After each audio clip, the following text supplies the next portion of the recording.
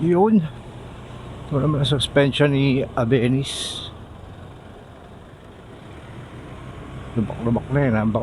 Bukol-bukol na yung kalsada. Kayang-kaya pa rin.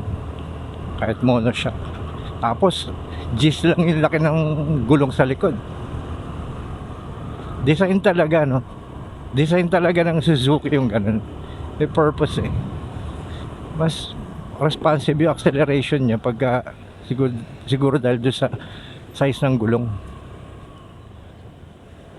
Tapos para sa akin nakalagay kasi sa manual ang front tire na dapat ang hangin ay 25 psi. So sinunod ko yun, 25 psi.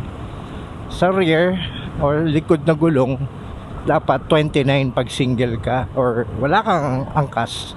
Pero pag may angkas ka, 32 PSI. Pero ginawa ko, 32 pa rin. So 25-32 yung combination ng hangin, harap at likod.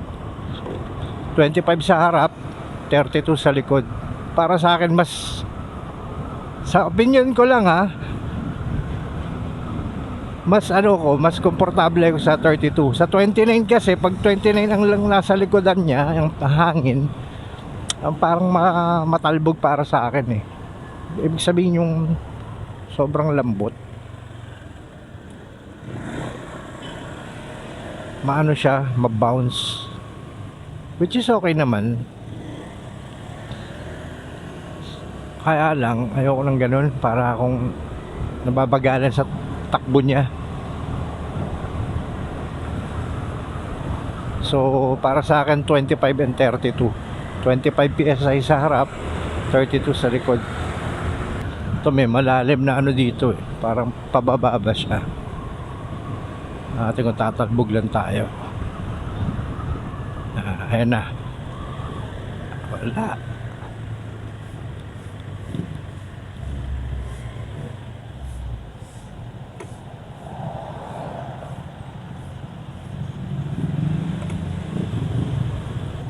Buta na naman tayo ng init dito.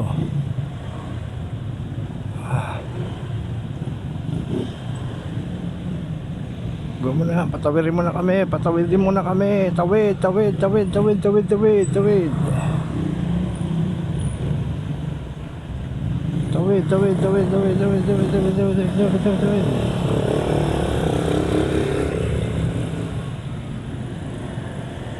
Tawid ba?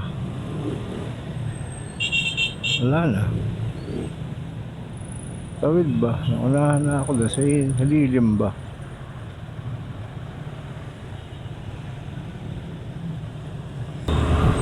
Buti pa talaga dito sa Julia Vargas, talagang nire-respeto nila yung motorcycle lane. Well, doon din naman sa bike lane, at kaya yung walang motor na pumapasok dyan. Hindi ko naman sinabing wala, bibihira yung mga pasaway lang. Pag may natsyempong mga kamote, pasaway, papasukin pa rin yan.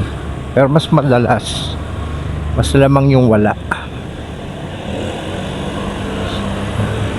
Kung ayaw nyo na sumisingit-singit kami dyan sa gitna, since meron naman nilagay na motorcycle lane para sa mga motor, exclusive yun na yun para sa amin.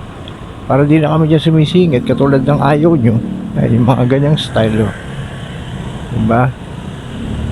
Kung dito lang kami, kasi dire-diretso ng biyahe namin, hindi na kayo maistorbo.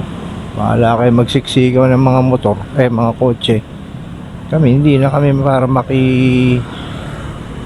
halubilo pa sa inyo. Check natin.